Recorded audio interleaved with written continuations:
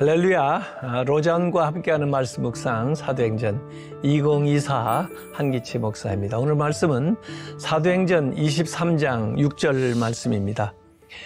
바울이 그중 일부는 사두개인이요 다른 일부는 바리새인인 줄 알고 공회에서 외쳐 이르되 여러분 형제들아 나는 바리새인이요 또 바리새인의 아들이라 죽은 자의 소망 곧 부활로 말미암아 내가 신문을 받노라.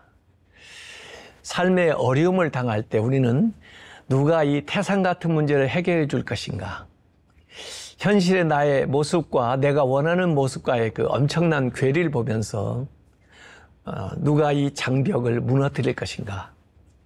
갱도에 갇힌 것처럼 출구가 없는 no exit, 절망적인 상태에서 나에게 더 이상 소망이 있는가라고 묻곤 합니다. 마치 그 예수님이 십자가에 못 박히시고 무덤에 묻히셨을 때 죽음을 지키고 있었던 그 무덤의 육중한 바위돌처럼 나의 바위돌들도 나를 어둠 속에 집어넣고 생명과 희망과 밝음으로부터 나를 분리시켜서 죽음과 절망과 칠흑 같은 캄캄함으로 짓누를 때가 있습니다. 이 빛이 들어오지 못하도록 빛을 차단하고 어둠 속에 우리를 가둬두는 이 바윗돌을 누가 옮겨줄 것인가? 그 알베르 까뮈의 책에 보면 시지프의 신화에 그런 얘기가 나옵니다. 신들은 시지프에게 형벌을 내리는데 신들은 무익하고 전망이 없는 일보다 인간에게 더 큰 형벌이 없다는 사실을 알고 그런 벌을 내리는 겁니다.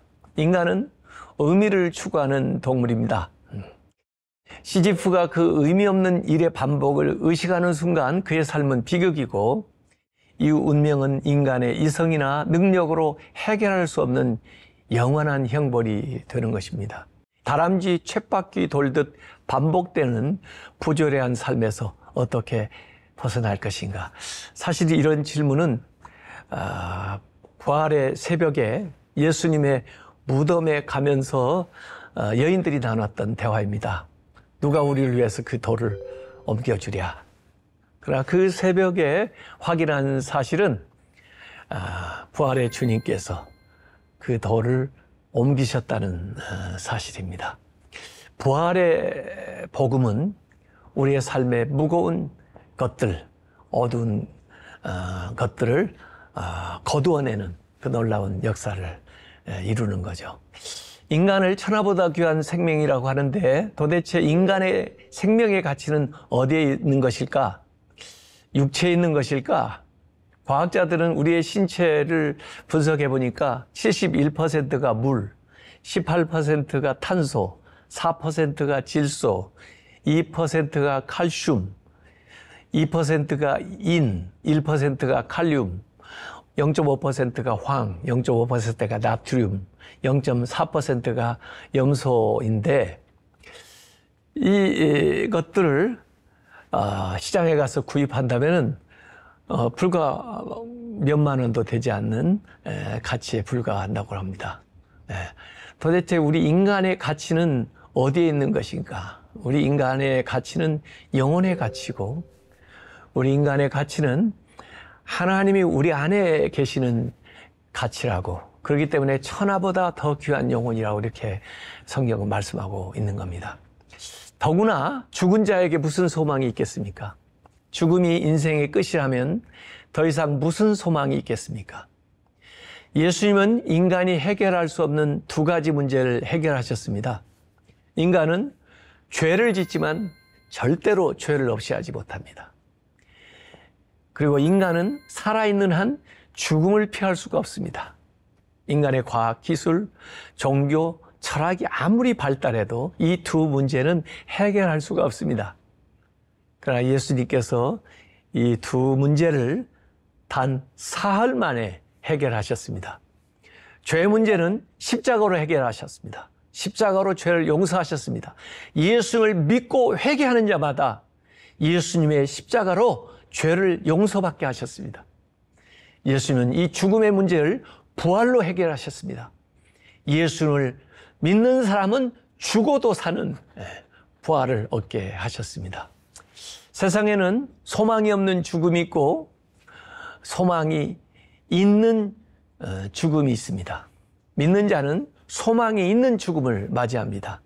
그러므로 데살로니가전서 4장 13절에 형제들아 자는 자들의 과에는 내가 너에게 알지 못함을 원치 아니하노니 이는 소망 없는 다른 이와 같이 슬퍼하지 않게 하려 함이라 라고 바울은 얘기했습니다. 부활은 죽음 다음에 마침표를 찍었던 것을 쉼표로 바꾸고 새로운 생명이 계속될 수 있도록 해 주셨습니다.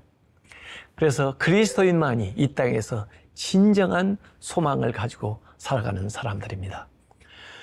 요한은 부활의 소망을 가진 그리스도인들은 성결한 삶을 살아야 한다고 요한 1서 3장 3절에 권면하고 있습니다.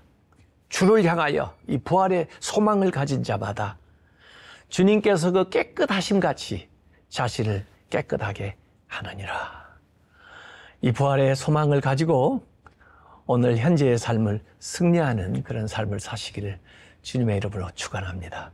아버지 하나님, 이 세상에서 우리에게 영원한 소망, 부활의 소망을 가지고 이 유한한 세상 속에서 승리하는 삶을 살 수 있도록 해주신 것을 감사합니다. 이 믿음으로 죄를 이기고 죽음을 이기고 세상을 이기고 승리하는 삶을 살게 하여 주시옵소서. 예수님의 이름으로 기도하옵나이다. 아멘.